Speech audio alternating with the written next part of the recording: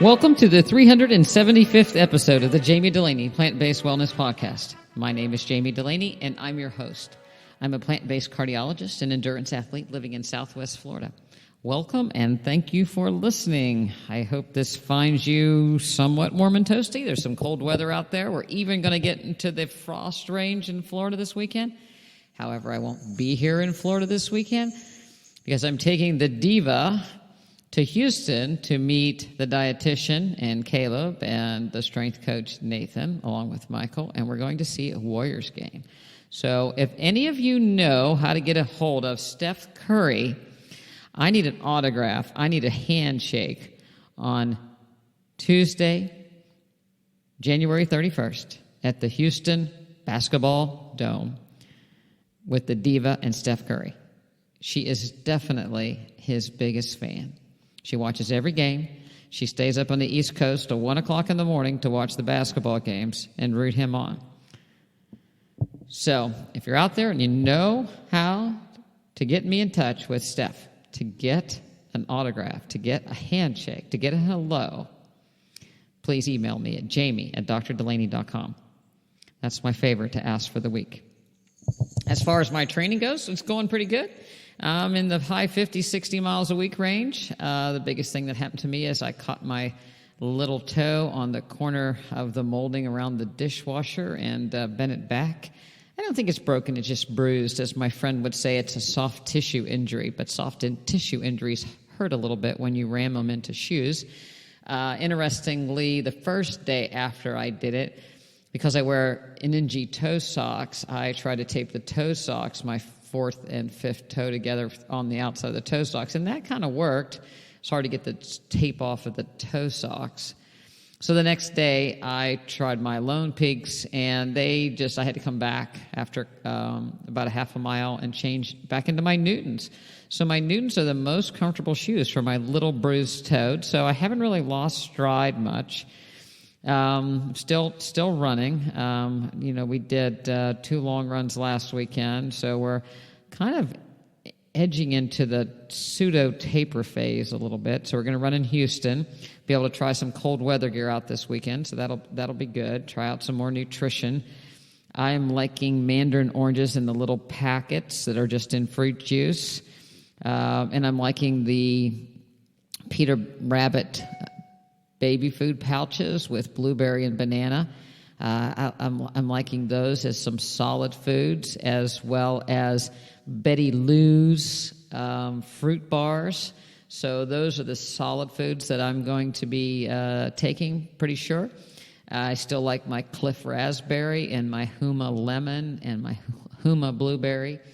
I like a Cliff Mocha, so I can pretend like I'm having a cup of coffee. So that's kind of my nutrition plan thus far, and so we'll work on that and get that honed in a little bit more in these next couple of weeks. Still trying to figure out exactly, the weather and what I'm going to wear, but getting that all honed in. It was nice that we had some rain last weekend, so I got to play around with the rain jacket and a shirt underneath to figure out you don't want to get too hot because you don't want to get cold if you have to walk, and so working on that. This freeze coming up, I'm afraid, is going to affect my mango trees in the back, so I'm kind of bummed about that. And I have some beautiful tomatoes that I'll try to cover up, so I'm a little concerned that nature may deal us a blow with our mango trees, but we'll just have to go with what we got. Hopefully the sun will come out. It's going to be like 80 degrees in like 4 days, so we'll have 1 or 2 nights, 1 night of frost for sure, maybe 2 nights, and then the sun will come up. So I don't know what it'll do as far as damage. We have some little mangoes hanging on, so I hope not too much happens. So there you have my updates. I want to talk about, I guess, our story and life's summary and how we kind of tell how things go. If I go back to my little toe injury and running, again, I have a memory of one of the Addie was way back in high school. We decided to do a relay with some friends, and we all ended up getting somewhat injured. And at that time, I'd hurt my Achilles, and I didn't really want to say because it was their first race that I was injured. So I kind of put off letting them know.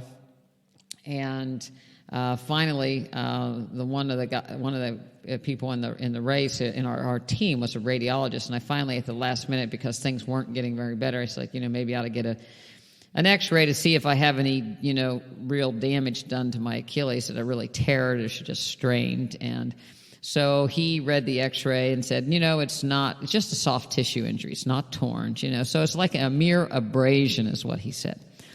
And that mere abrasion really, really hurt when I ran. But we kept saying it's just a mere abrasion. You can do it because it's not torn. You're not, it's not devastating injury. It's just an abrasion. So I ended up running. I ended up actually doing what you shouldn't do. I had a steroid injection into that Achilles at the time, which resulted in a hematoma and made it a little bit worse. And then I took Advil right before I was supposed to do my 4-mile loop. I would not advise that for anyone. Do as I say, but not as I did. It turns out that, fast forward many years and many marathons, non-steroidal anti-inflammatory drugs such as Motrin and ibuprofen will actually make tendon injuries worse. So it's a good thing that the steroids as well make the tendons a little bit more weak. So I'm really lucky that I didn't rip it good with my mere abrasion, but I got through it.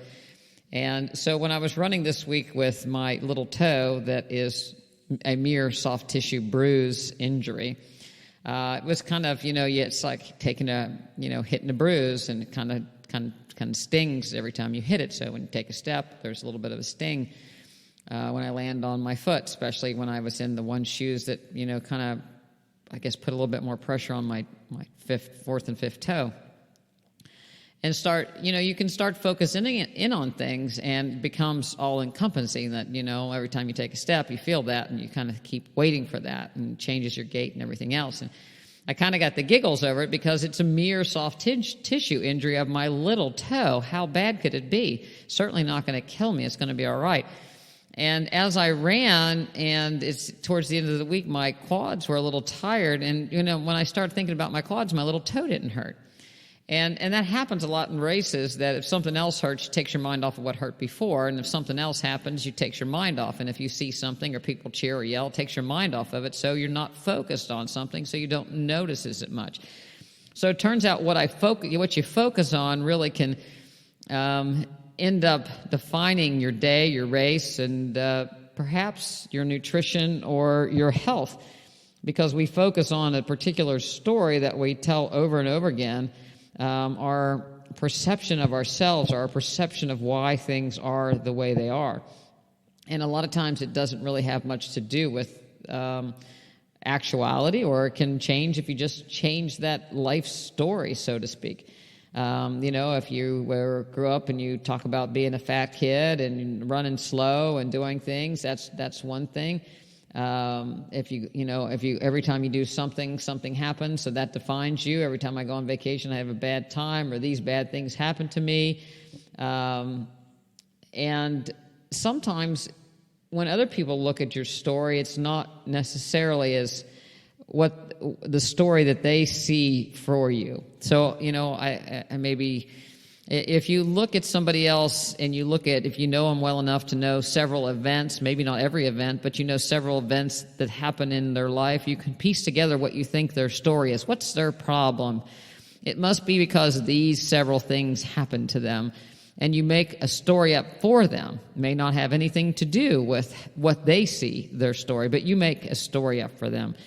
And your story is no more accurate than their story, and it just happens to be nothing more than just a story. And this comes up for me this weekend because I think it has a lot to do with how fulfilled we are, how disappointed we are with life, how we perceive our ability to change or do other things. My knees hurt. I can't run. I've always been overweight. I'll never be thinner. And this kind of circles back to I had an aunt that passed away this weekend, and I read her obituary, and it really wasn't anything like I remembered her in her for the majority of her years. I spent a lot of my childhood time around her, and there were certainly good times, and I have some fond memories of things we did. Not necessarily because of what she did, but just the happiness around the particular events, whether it was snowmobile riding or going to football games. But life never turned out the way she expected. It was never quite perfect enough. And it was almost a life that she, looked at the dark side and what didn't go right as opposed to what did go right.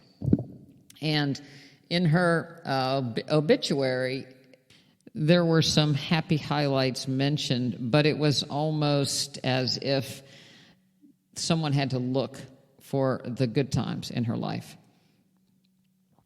So I suspect the author had a similar perception that I did, that life just didn't quite measure up for her like she would have liked it. Life was somewhat of a disappointment, if you wanted to really know my perspective on what I would think her thought was. And that's a shame, because, again, when I look back on her life, I see a lot of good things. And she made a lot of good impacts on people. She was a teacher. She made a really good impact on me. One of the things that I quote in my office and when I'm dealing with people is that she said one time that if her students didn't understand what she was trying to teach, it was because of the way she was teaching it, not necessarily because of the student itself. And so she always blamed herself if a student didn't excel. And I kind of took that philosophy with my teaching of either patients or students over the years, that I needed to present things in a way that people understood them. And it was my job to figure out how a particular person learned and would best understand things, and to meet them where they are. And that has actually served me quite well. And it's because of her that I have that thought. It's also because of her, I guess, that sometimes I'm really disappointed in some of my outcomes, because when I don't get through to people, I take it very personal. I take everybody's. We're all one team, and if a patient doesn't do well, I consider it a failure of mine, as well as a potential failure of them. So if somebody doesn't understand or attain their goals, then I kind of take the blame for it, and I really don't like to lose so much. And so the part doesn't serve me well is that, sometimes it just doesn't work out. And again, maybe I don't see the part of me that sees a failure, maybe it wasn't all a failure. There's always something good that comes out of it, but I fail to see that in myself sometime. So I guess I have that to thank her for as well. So people's story intrigues me. One afternoon several years ago, my nurse Dawn and I sat down with one of our patients on her 100th birthday. And we sat in her kitchen, and we had a glass of wine with her, and we talked about her life. And she spoke freely, talking about her life in her 30s and what she did as a businesswoman and the tales that she had with her husband. And she looked back on them with such fondness, the tales that she had with the jokes that she and her husband played on each other, and the things that she had done with her daughter, and the memories she had with her grandson who was severely disabled. And to hear the stories and the story of her life and all the things she had done, it was such a beautiful tale, and you could see, reliving the memories with her was something that she really enjoyed. Knowing what I knew of her later life, because I met her in the ending 20 years of her life, I could have told a much different story. Her husband passed away. Her daughter passed away of melanoma. She took care of her severely disabled grandson. He needed constant care. She broke her hip. She had breast cancer. Her grandson died in her arms. I mean, I could, and then she was all alone. And I could put that story together and tell a very sad tale with a sad ending. But it wasn't how she saw it. She saw the service to her husband and her daughter and her grandson as being highlights of her life. And when they were no longer there, she turned to service of veterans and made things and sewing and helping other people and interacting with other people and teasing with other people. And she was quite a character. I did a podcast about her when she passed. And she was such a positive influence, always, pick yourself up and go again. And just, I would guess she was a New Yorker that through and through that just, got things done. She was just very practical, had a lot of common sense, and was fun to be around. And life wasn't so much about being happy, it was just about being. And life itself was a pleasure for her. And I think sometimes we just don't think that maybe life is as pleasurable as we think, or that we're happy all the time, or I think that a lot of marketing ploys and, we need to be happy and things need to be easy in order for it to be good. And when it doesn't turn out exactly according to plan, then, the disappointment is overwhelming. And sometimes we look at those disappointments and it becomes overwhelming, and we get this story that we tell. And I thought about my aunt, and I thought, boy, I need to pay attention to my story and make sure I really see all the good points, because there are good points in all of our stories that we can select from. So how does this translate into general health and plant-based nutrition? Well, if your story is that I'm a carnivore and I'm a meat eater and this is just the way it is, and I have a family history of this, and plants just don't taste good to me, and I just don't enjoy the way this is, and it takes way too long, and this is way too restrictive, and nobody wants to be around me because of the way I eat. That can be a story that can. I wouldn't wish that story on anybody, but I don't think that's part of it usually at all. When I talk to people that say things like that, I can always find something, especially if I've known them for a little bit. Well, don't you like, potatoes? You like mashed potatoes? Don't you like when you have, a Mexican night? Don't you enjoy when family comes over and you can do this? Don't you enjoy? Yeah. But again, that story comes that these are the reasons why maybe I want to fall back into the old ways. My plant-based story started because I learned about factory farming and just couldn't believe what we did to animals just to make more and more and more and more. And what we were doing to the environment with more and more chemicals. And all of a sudden, how what we ate actually made a difference in how we felt and whether we got cancer or whether we could cure heart disease or whether we could turn it around. I had only thought about nutrition as being calories in, calories out. Did it taste good? And that's, did you get all the basic vitamins and minerals until that point? But once that other part became my story, then it grew from that until, I want to explore cooking different ways, different recipes. I want to go and experience tropical fruits. I live in Florida, and go to farmers markets and see how other cultures cook different foods. I want to explore Indian food and West Indian food and Jamaican food. I want to make our Italian dishes more plant-based. I want to see if we can make some of our sweets plant-based. I want to, try my hand at growing vegetables, growing fruit trees. And one thing led to another, and it became quite exciting. We started accruing recipes that the whole family liked. And then I started sharing them with our nutrition class. And when we got a list of recipes that, was our go-to list that people liked. And it turned out to be a cookbook. And part of the cookbook came from the diva, because she was always been a very good cook, but she was really good at making soups.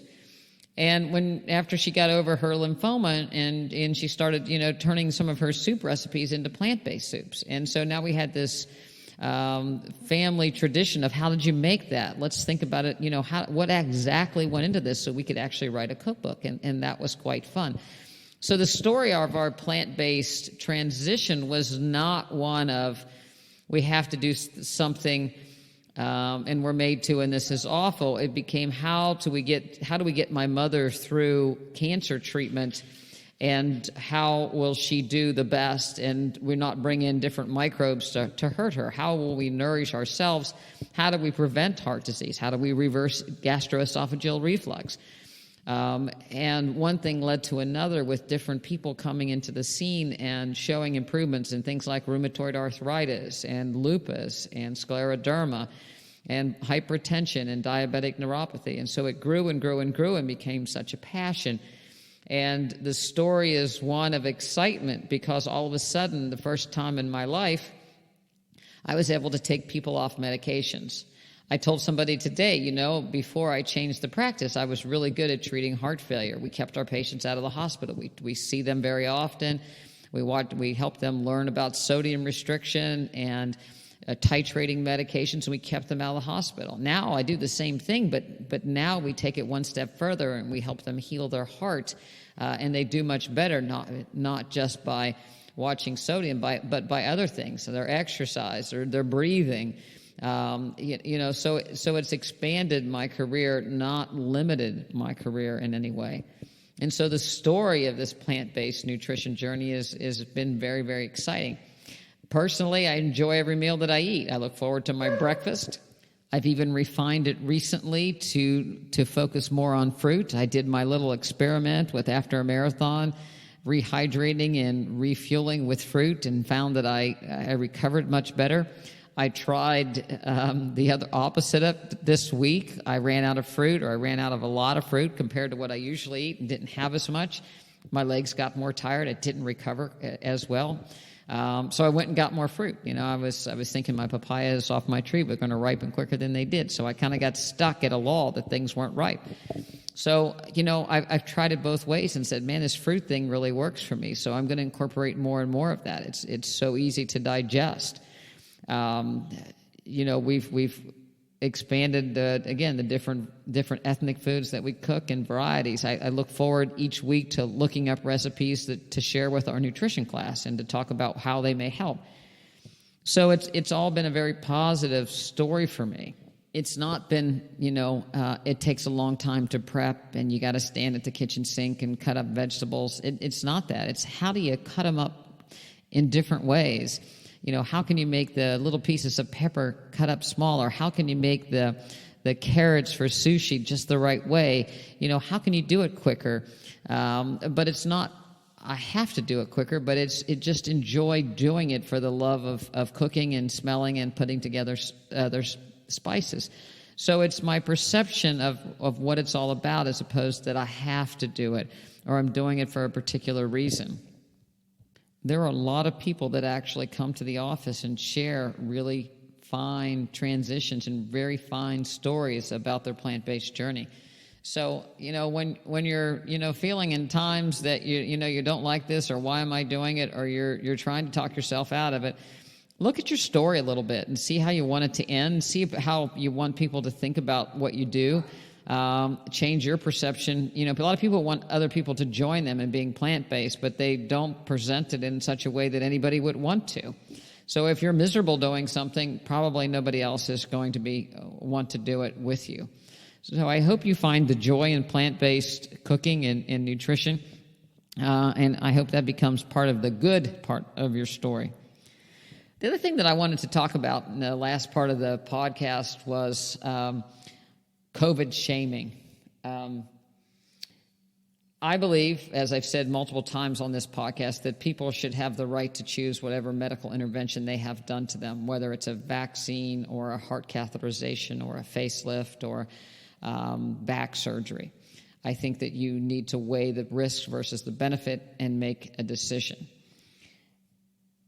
SARS-CoV-2 is an infectious disease that's a virus that people catch. Nobody ever wants to give somebody else an infection, but it happens. a lot of times we deny that we're having symptoms because we just don't want to get it. We don't want to get anything. We don't want to get a cold. It slows us down. We can't do what we want. We feel bad. Mind over matter. My mother-in-law used to say, I don't have time to be sick. But we do have to remember that if you have symptoms that may be an infectious disease, chances are it's contagious. Whether it's SARS-CoV-2 or the flu or another virus, it may be contagious to other people. And depending on their immune health, it could cause them more or great difficulty. The thing with SARS-CoV-2, and especially with different variant, is some people do have different symptoms. The usual fevers, body aches are there. The new variety is Omicron. It's more of an upper head, respiratory, sort of sore throat, full of congestion versus the Delta is more of a lower respiratory tract, potentially more hyperimmune responses with the clotting and more of a serious illness as far as a secondary overwhelming autoimmune type of or overwhelming immune response, so to speak. But nevertheless, different people experience it different. Some people have a lot of risk factors and don't have that many symptoms. Some people have no risk factors and have pretty bad symptoms. It depends on when a virus catches you. Are you tired and lack of sleep? Might not be eating just quite right under a lot of stress. Who knows? I think there's a lot we don't know about it. Nevertheless, we can treat SARS-CoV-2. We can treat it and lessen the possibility of having severe secondary side effects in most people. The older and sicker you are, the more dangerous that it happens to be. But I still believe it's worth trying to be aggressive and treat early on with a vitamin regimen, potentially ivermectin or hydroxychloroquine, steroids, antibiotics, perhaps monoclonal antibodies. It's, again, an individual patient, depending on their symptoms and risk factors. But nevertheless, in order to treat something, we need to make a diagnosis. So if people have a symptom, it is good to get a test if you have symptoms to maybe confirm which way the treatment should go. Certainly, vitamins won't hurt anybody with any infectious disease when you're talking about making sure your vitamin D levels are adequate. Taking in vitamin C will not hurt anybody. Zinc won't hurt anybody. Quercetin won't hurt anybody with any kind of infectious disease. Just may make your immune system a little bit better. Certainly eating well, ginger, turmeric, those different spices certainly help, garlic, onions. But we shouldn't shame anybody that has COVID, nor should we feel shamed if we do have COVID. I had COVID in last December. It was disappointing. I didn't get to go visit my family in Houston. Sat by myself, had to isolate, was worried that I was going to infect my mother. To some degree, tried my best to not, but you can do what you can do.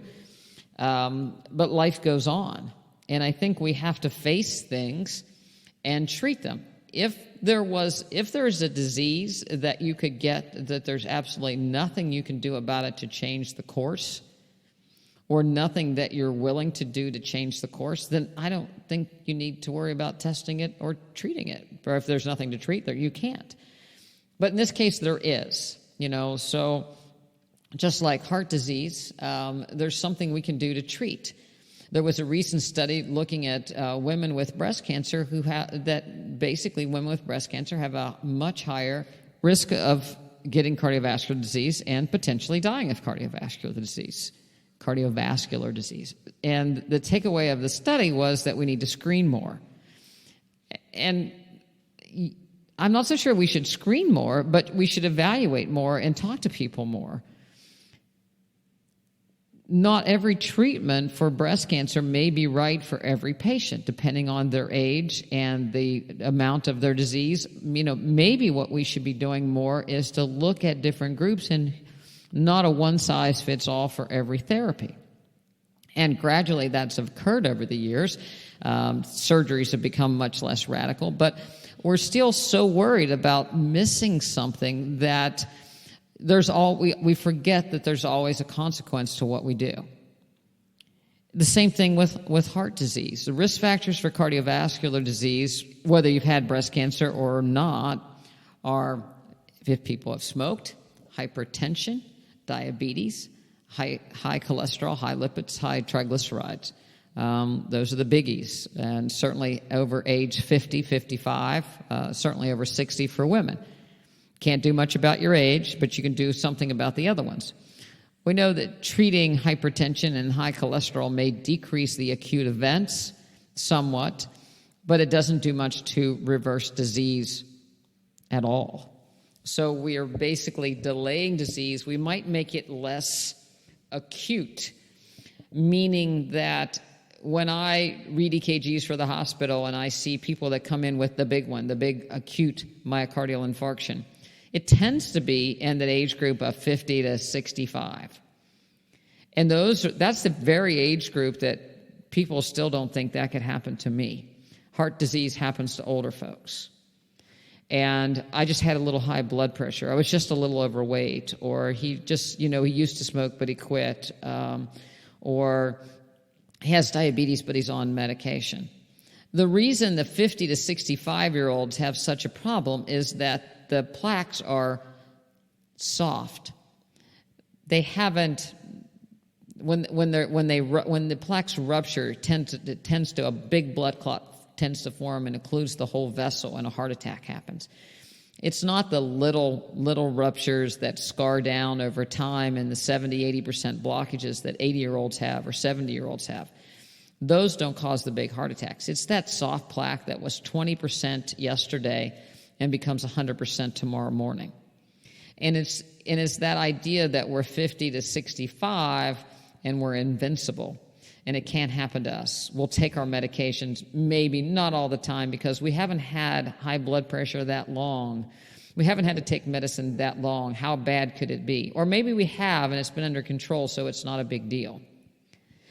So I think that's the same thing as far as putting your head in the sand or being shamed into thinking that perhaps it could happen to you and we just as soon ignore it. Because we all know, if you're listening to this podcast, that there's something you can do to change it. We can bring your blood pressure down, but we can't just bring it down by stopping your medicine and wishing you well.